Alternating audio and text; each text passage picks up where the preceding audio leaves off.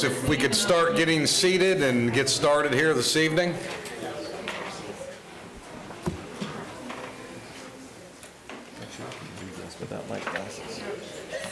Welcome to the 2024-2025 budget hearing, first public hearing. It's September 11th, 2024. If y'all would take a moment and please silence all of your cell phones, any other electronic devices that you may have. We also have speaker forms in the lobby for anybody that desires to speak on the budget this evening. Please fill one of those out. Bring them up to the front table here. Tim, if you don't mind raising your hand so everybody can see, bring it up here, drop it off at this table. We'll make sure that we get you in a lineup to be able to speak to the board tonight. Let's start with the Pledge of Allegiance. Commissioner Lockhart, would you mind leading us? I'd be honored. Please join me in the pledge. I pledge allegiance to the flag of the United States of America and to the republic for which it stands, one nation, under God, indivisible, with liberty and justice for all. Thank you, Commissioner Lockhart. The purpose of tonight's hearing is to present the tentative millage rates and budget for fiscal year 24-25 and to allow for public comment. Before we begin, the public should be reminded that the Board of County Commissioners does not have control over the tax levies or budgets of the school board, water management district, property appraiser, tax collector, or any of the 7 cities in Seminole County. Questions regarding these assessed property valuations should be addressed to our property appraiser, Mr. David Johnson, sitting right here. Thank you for being here tonight, sir. Or those entities that you are questioning any of their millage rates and so forth in those 7 cities or other entities. With that said, we will turn it over to the county manager. Thank you, Mr. Chairman and Commissioners and everyone in the audience. Tonight we are here for the first of 2 public hearings for the FY 24-25 budget that is required by Florida statute. The purpose of the meeting is to present to the public the tentative budget for all funds for the proposed millage rates for the countywide district, the fire MSTU, the roads MSTU, as well as the rollback rates. By the state's definition, the rollback millage rate is the rate when applied to next year's tax base, excluding the new construction, that will generate the same revenue as was raised in the previous year. This public hearing was advertised through the notice of proposed property taxes that was mailed out to each property owner in August. The millage rates and budgets considered for the tentative adoption tonight were the end result of a 2-day work session with the Board of County Commissioners held in June of this year, as well as all of the work that we did prior to this, the last 6 months. The budget is balanced, and each commissioner has received the detailed statement of the necessary adjustments, which is included in this document. Just would like to make a few comments on the budget that's being presented to you tonight. The proposed tentative countywide budget is balanced for all funds with no increase to any of your property tax millage rates. I, as the county manager, set a 3% cap on the base budget increases, and we achieved that. This budget is funded an additional of 10.5 full-time positions, including 2 new general fund positions requested at the June work sessions. One was a staff assistant for the judicial office and a position in our parks department to help support our museum. We also added a real estate office that added 3 positions. The county's water, sewer, and solid waste enterprise funds are fiscally sound with allocations for the necessary capital and operating expenditures. This budget also provides additional investments for the deferred maintenance of our facilities, equipment, and infrastructure, specifically focused on our roof and HVAC replacements. It also includes improvements to our park facilities. I would like to publicly commend the senior staff for their cooperation throughout our budget process that has resulted in this tentative budget being presented tonight. I also want to applaud all county staff for the willingness for their assistance to search for efficiencies, expand their work effort, and to offer their total support as we make adjustments to the way we provide services in the future to our residents. At this time, I'd like to turn it over to our Management and Budget Director, Mr. Tim Jex, to discuss the FY 24-25 millage rate and budget. And then after he's completed, Chairman, then we can open up for public comment. Of course. Mr. Jex, please. Thank you, Darren. I'm Timothy Jex with the Office of Management and Budget. Tonight, in accordance with Florida statutes and truth and millage requirements, we are here to present the 2024-2025 budget, which was developed based on the millage rates shown here. The first column shows the current FY24 millage rates that were adopted as part of the FY24 budget. The second column shows the rollback rate, which would generate the same property tax ad valorem revenue as the current year, excluding new construction. The third column shows the FY25 tentative millage rates, which are the same as the current rates. And the final column shows the percentage of the tentative rate over the rollback rate. These rates are all the same as those approved by the board in July 23rd of this year, and are the same as those emailed to the citizens in their notice of proposed property taxes by the property appraiser. I will now read these rates into the record. The general countywide millage of 4.8751 mils is 6.9% above the rollback rate of 5.604 mils. The fire rescue MSTU millage of 2.7649 mils is 7.18% above the rollback rate of 2.5796 mils. The unincorporated MSTU millage of 0.1107 mils is 7.06% above the rollback rate of 0.1034 mils. And the tentative aggregate millage rate for all BCC taxing districts is 6.8803 mils, which is 6.48% over the current aggregate rollback rate of 6.4616 mils. That concludes my presentation. Thank you, Mr. Jex. Any questions from the board? Seeing none, Mr. Chairman, just one statement, if I may. Commissioner Delory. And just want to iterate on what our county manager said. I want to thank staff as well as the board. A lot of hard work has gone into this, and also the citizens. Before the next budget hearing, if I can get our future years' revenue projections, I know there may be some caveats on it about what the assumptions are, but I would like to see that before the next, before the final budget hearing. That's it. Anyone else? Seeing none, we will go to public comment. Can you call names of those in the public who are here to speak, please? We don't have any for this subject at the moment. No public comments for the millage. Okay. Then we will close the public input on the millage and go to board action. Mr. Chairman, I'd like to make a motion to adopt the FY 2024/25 tentative millage rate as presented here tonight. Second. Motion second. All those in favor? Aye. Aye. Opposed, like sign. Seeing none, carries unanimous. We'll now move on to the budget presentation. The total tentative countywide budget is $1,095,097,799, balanced with revenues and expenditures. This includes $43.4 million of first public hearing adjustments detailed on page 15 of your document. Adjustments include an additional $28 million in new grant agreements, $15 million in interfund transfers between county subfunds, and a $101,000 reduction to the supervisor of elections transfer. This chart shows the total countywide expenditure budget by service area. Public safety, physical environment, and transportation make up 74% of the total countywide expenditure budget. Public safety includes our fire department and sheriff's offices. Physical environment is water, utility, and solid waste services. Transportation includes road construction, drainage, and traffic engineering. And general government includes facilities maintenance, planning, and our self-insurance activities. Not included in the tentative budget presented today is an additional request from our sheriff of $4 million to increase their certified transfer to be used to align deputy pay with emerging compensation trends in the area. The request is for the board to consider the adjustment, and staff would then include it in our final budget presented at the second public hearing. This adjustment would bring general fund reserves from $56.5 million to $52.5 million, which is approximately 2 months of revenues and within GFOA recommended best practices. That concludes my presentation. Thank you, Mr. Jackson. Any questions from the board? Commissioner Lockhart. I understand the county manager's suggestion is to pull that additional money from reserves. If the intention is to be used for salaries, that's of course a recurring cost. And typically we don't take one-time revenue reserves to pay for a recurring cost. So how are we planning to fund that in upcoming years, because it's obviously compounding?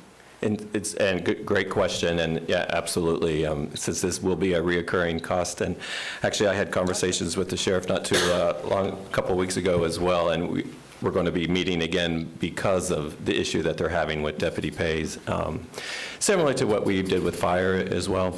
But what I recommended to the chairman yesterday is that I would like to start the budget work sessions earlier this year, maybe in January, to kick that off, talk about our 5-year projections, not only to deal with this reoccurring cost, but as you know, the board has some priorities too that we are challenged with, and so I would like to start that earlier this year and have the board discuss and bring up a couple options, listen to your options, and how we're going to fund that in the future. Okay. All right, thank you. Any other inquiries? Seeing none, we'll go to public participation. Chairman, we have 3 speakers. John Nutton first, Elisa McIntosh second, and John Horvath third. Okay. If you all would make your way down, we'll try to get you all through here as quick as we possibly can. If you would step up to the podium up here, sir. I'm sorry. And give us your name and address for the record. Sure, Mr. Zembauer, my name is John Newton, K-N-U-T-T-O-N, that's all right. I'll give you my business address of 91 Eslinger Way, Sanford, Florida. May I proceed? Yes, please. Thank you, sir. I'm here today concerning our budget request, in particular our request for $976,121 in Article 5 funding. This supports our critical criminal justice information system that supports judges, law enforcement, and public safety in this county. Article 5 of the Florida Constitution requires that the Board of County Commissioners fund, quote, the cost of communication services, existing radio systems, existing multi-agency criminal justice information systems, and the cost of construction or lease, maintenance, utilities, and securities of facilities for the trial courts, public defender's offices, state attorney's offices, and offices of the clerks, performing court-related functions. The Florida Constitution spells out clearly that it's the county's responsibility to fund the costs of CJIS in each county. Clerk's operation of this critical CJIS system came to light when COVID struck in March of 2020. Without the judicial viewer and the judicial paperless workflow, criminal justice would have failed in this county. The clerk is requesting funding for continued operation and maintenance of this CJIS system so that public safety can be ensured. The county's obligation to fund CJIS was recently confirmed by the 2nd District Court of Appeal in the Pasco County case involving Clerk Alvarez-Sowles. In that case, the Pasco County BCC took the position that they were not required to fund CJIS, but they did so anyways, with putting on the record that they believe they did not have to do so. The Pasco County clerk sued, and the 2nd DCA held that the BCC in Pasco County was indeed required to fund CJIS costs in the county, specifying that the counties have funding obligations pertaining to CJIS systems, which continue even after replacement of existing systems and technology. In closing, the clerk's request for $976,121 in Article 5 CJIS funding is vital and necessary to our ability to continue to ensure public safety. Under the Constitution and recent case law, BCC is required to fund such systems, and we would request that the BCC fund our ask this year. Thank you. Mr. Newton, I've got some questions along those lines, and perhaps some of my fellow commissioners may as well. Specifically identify in detail what public safety is going to be jeopardized if this is not funded. Okay, so the CJIS systems in our county assist judges with the paperless workflow that they have, where they can enter orders, where they can receive communications, as well as our case maintenance systems. So when people are arrested, everything is processed through our computers. And we are a necessary backbone, and we work in partnership with the state attorney's office as well as the sheriff to ensure that criminal cases are processed efficiently and correctly through our county. Okay. And that's currently being done? Yes, sir. Okay. And tell us about your trust funds. How much money remain in these trust funds? I believe approximately $5 million. Okay. And when do you intend to spend that money down? It's the trust funds have been allocated towards future, towards upgrades of our case maintenance systems in the future, so the monies have been allocated. I can't give an exact date of when they'll be spent down. Okay. So your $2 fund fee Yes, sir. is supposed to fund the CJIS system, is it not? It can support. It's an easy answer. It's a simple yes or no. No, Okay, so you're saying it does not. no, Okay, and why does it not? because it's the county's responsibility to fund CJIS. Okay. If we could go to the county attorney real quick, if you would speak to that, Madam Attorney? The $4 service charge collected by the clerk is divided amongst three parties. The county gets $2 of that, which is required to be spent on CJIS. It's my understanding that has been allocated towards CJIS, and the statute provides that as long as the county maintains its responsibility to pay for these technology-related costs, it's not required to allocate any additional funds beyond the $2 share that it receives from those service charges. Thank you. So with that explanation, am I to assume that what you're actually saying is the $2 fee is not capable of paying for what you all desire to do? Yes, sir. Okay. And let's talk about this $182 that we gave you all last year for special projects. 182,000? 182,000, yeah. You asked us for additional money last year. We gave you $182,000 for special projects, only to learn during this budget session that $182 in fact had not been spent for the special projects. Instead, were spent on operations as well as personnel. So I ask you in your office, as the Auditor General for this county, who audits your office when it comes to those kinds of funding? I'd have to defer to. I think the answer is these 5 members here. Okay. So to be clear, it's somewhat disingenuous to be asking for these funds when we're already funding it, number one, and number two, and when we've already had the discussion that we're happy and willing to fund these projects. But that said, when we did fund the project, the money was not spent as indicated. Instead, it was diverted somewhere else.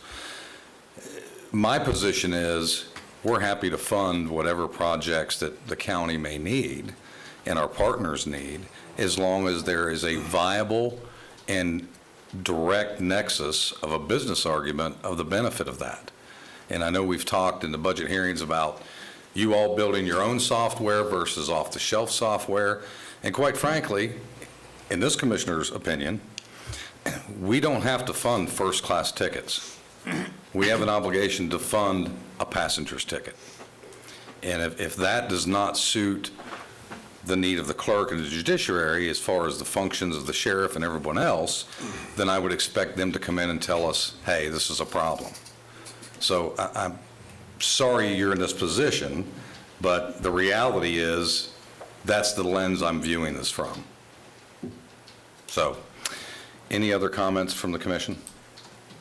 Commissioner Lockhart? I'll just say I think you summed it up beautifully. Thank you. Thank you. And Commissioner Herr? I would simply add that I don't think there was any new revelation based on what we talked about tonight either. This was all discussed and rehashed in the budget sessions, and so there's nothing new that happened here for those of you that are here that weren't in the budget sessions. It was all discussed. The funding is available through the trust funds that are held. The systems aren't going to shut down over the next year if we don't do this. It's simply we haven't come to a meeting of the minds in terms of how we create a sustainable, systematic way to continue those systems with in-house programmers. And we continue to need to have that discussion. And we do appreciate you being here tonight. Thank you, Commissioner Herr. So just if I can confirm that our 976-121 has been removed from the budget. Yes. Thank you. Absolutely. We sincerely appreciate you being here. And my expectation, so that the public understands this, our sheriff and judiciary are very involved in public safety. Make no mistake, if our sheriff felt there was a public safety issue or our judiciary felt there was a public safety issue, I assure you my phone and everyone on this dais' phone would be blowing up. That's not happening. So with that said, we sincerely appreciate you being here on behalf of the comptroller and the clerk of the courts, and hopefully we continue down the road of doing the best for the citizens of this county. Thank you, sir. Thank you very much. Appreciate your time. Thank you. You bet. Thank you all. Ms. Kuntz, next, please. Alicia McIntosh. Ms. McIntosh, welcome.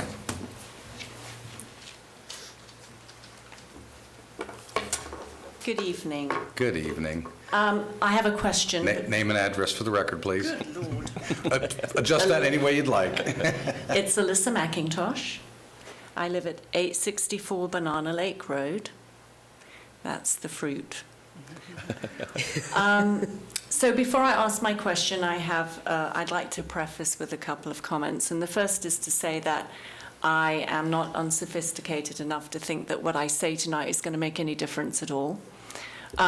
Secondly, I did not make it to the meeting last night because I was in budget session with the organization for which I work, because it is budget season.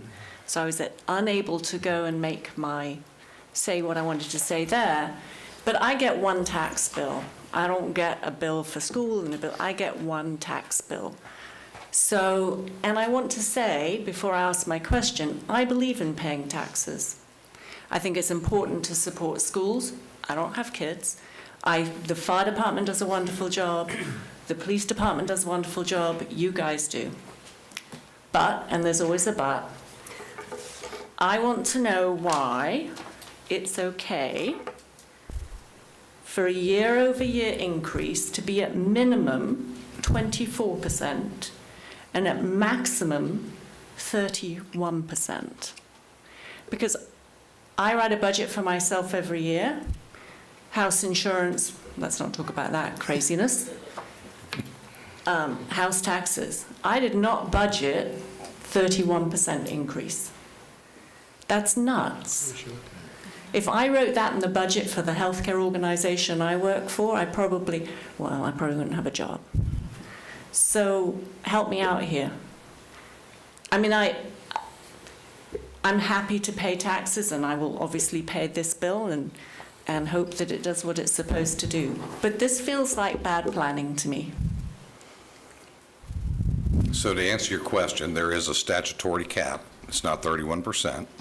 It's based on property values. Our property appraiser is here. He most eloquently could explain that if you Well, would. my market value went up by 21% on paper. I can tell you that is not accurate at all.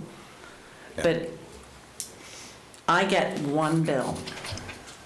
I'm sure I can't be the only homeowner. I know I'm not. I've talked to my neighbors who look at this and go, 30%? That can't be It's true. crazy. I think, Can someone help her, because Yeah, that's not right. If Mr. David, Johnson, could you come up? our property appraiser can And best I'm explain assuming that. there's probably multiple taxing authorities on that bill. There are multiple taxing So this is probably a authorities. better offline conversation, Yeah. to be quite frank with you. I suspect you have a specific situation, because or if you're a new homeowner, I don't know if you just... I'm not a new Okay. homeowner. I've lived there for 24 years. Again, let us have an offline conversation about what's happening with your property values, because this board unfortunately cannot do anything to affect what's going on with you. But we have staff here. We will go outside and have this conversation. Okay. Okay? And Thank- David, thank- remind her also about Tell the her about value Save Our adjustment. Homes. Yeah. Remind her also about the value We'll do adjustment all board. that. We're pretty sure I he's going to cover all understand that. all of this. I truly do. I get one bill. We understand that. Right. One bill. We understand. I pay it at one time. Understood. So all these different things that are on there all add up to that 31%. Understood. And ma'am, please understand, we only control the county side. We don't control the school board. We don't control the water management district, exactly what we stated early on. But our fine property appraiser will be I hear happy you. to explain. I hear you. And from the point of view of the average homeowner on the street, and I can tell you I'm not a special case, everybody on the streets experience the same thing, Including all of us sitting here. including all of you sitting there. Well, then in that case, let's try and do something different so people can plan for that. Sure. I'm going to retire next year. Yay, 235 days. Okay, ma'am, we're going to wrap you up, but I will assure you that we are doing plenty to assure that we are cutting pennies to the bone at this county. Commissioner Lockhart? Yeah, I do think it would be important to have, once Mr. Johnson has an opportunity to speak with this resident, to have an explanation publicly explained of what the situation was, because we all got our tax bill that's relevant to our personal situation, and my taxes did not go up 30%. So I want to make sure that I understand what's going on, and I don't want anyone else in the community to have the impression that taxes have gone up 30%. Yes. So Right. we need to have a follow-up on it. Sure, absolutely. We could bring that back at the next hearing. Save our homes is Well, we could even have it 3%. maybe before we wrap up Maybe. tonight. Yeah. Ms. Koontz, another speaker? John Horvath. Mr. Horvath, Yes, Mr. Chairman. welcome back for your, is it the 18th or 19th year? No, a little more than that. Is it? sir. Well, it's good to see you, sir. Good to be seen at my age. John Horvath, 1004 Bradford Drive, Winter Park, Florida. I was listening to him say you have $1 billion budget. I was coming to these budget hearings when they were $250 million budgets. So as you can see how it's gone up. By the way, I was born and raised here, folks. Let's talk about, I was glad to hear Darren say that you're going to do a lot of maintenance and upscales for parks and recreation. I understand the parks are much busier since COVID, and I don't know when some of them have been upgraded, so, they get a lot of wear and tear. And I know you need to maintain your water and sewer. I'm on a county system that the county bought in '75, and, 50-year-old system. It's like me. We got a lot of aches and pains and lift stations that need to be fixed. And I was here for a hearing that a couple months ago, the lift station, the main one going in, needed to be completely redone, which I agree with, because you just can't keep throwing parts on something and make it work. It'll be more efficient with the newer one. Also, I saw in the budget that you're planning a medical examiner's office. Is that correct, Mr. Chairman? We are contemplating, that's still in the planning stages. Okay. There's a lot of moving parts there. I understand that. I think this county with nearly a 500,000 population, we should be able to have our own medical examiner. I know it's a bad time for people when they have to go, I don't know who's doing it for you now, Lake County or Volusia, to do it, but to have somebody drive all the way up there to identify a body or whatever, it's very difficult. I've lost 2 wives, so I've been widowed twice, so I've been through a lot of stuff. But I think the county needs to look at that to serve the taxpayers, because you got 500,000 to serve. Also, they need to, I've always said, to maintain the infrastructure here, and I'm glad to hear that. And of course, the fire department's one of my big favorites, because I was a fireman back in the day, and remember what it was like then and today, what we have and all the good equipment we have and first alarm response. So the county works together with the other cities, and I'm glad to see that, because I know there's some areas, as you're all aware of, they fight all the time, and my tax dollar needs to be stretched out just like everybody else's. So watch your budgets, and it's always been tight, and sometimes too tight, but you can't be too tight. And don't be afraid, if you got money in the budget, to go ahead and either fix the water and sewer system, or if you need to build a fire station, get it going, because if you're not serving the people, if that's needed in an area where there's a station gap. So that's what I'm looking at. So thank you, Mr. Chairman. Thank you, John, for being here tonight. Thank you very kindly. Ms. Koontz, any additional speakers? No, sir. Okay. Commissioner, we do have a written comment from a Okay. citizen.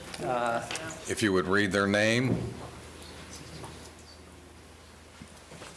and read the substance. Did you want me to read through the comment? I will Tell you what, just, if you'll just pass it, read it, and just pass it to the Sure. clerk, and we'll pass So- it through the, The written comment is from Kathy Moore of Longwood, Florida. okay. She is writing in relation to the county street lighting MSBU and solid waste MSBU funds. I think our offices have all probably seen these email chains. I have reviewed them all, so I don't need it past all the way down here unless something's Well, what changed. if it's something new? I just checked it on my phone. I will mention that the tentative budget presented includes $175,000 cash carry forward in the streetlight MSBU fund and $2.5 million cash carry forward in the solid waste MSBU fund. We believe that the FY25 budget are stable for both of those funds. Okay, The general concerns are about the level of the assessments to ensure that they can cover the expenditures. correct. Well, with the cost of utilities, I'm not surprised. They've gone through the roof, and a lot of these are street light generated costs. Any additional public input, Ms. Koontz? No, sir. Seeing none, we'll close public comment and go to board. Mr. Chairman, thank you very much. Tim, does the 1.095 include the $4 million of requested new dollars today? Well, I couldn't hear you down here, Commissioner Constantine. I'm sorry, I said, does the 1.095, $1.095 billion include the $4 million additional that we've talked about, that you talked about earlier? No, it does not. That would be added as a second public hearing adjustment for consideration. At the second public hearing? Right. So we're not going to add it tonight? Okay. The only, so I'm going to make a motion to adopt the 24-25 tentative budget as adjusted of 1.095.097.799. Second. Motion second. Any discussion? Seeing none, all those in favor? Aye. Opposed, like sign. Carries unanimous. All right, the next date for our second public hearing will be to adopt the county millage and budget will be scheduled for Tuesday, September 24th, 2024 at 5:30 here in the BCC chambers. The meeting is hereby adjourned. Thank you all very much for attending.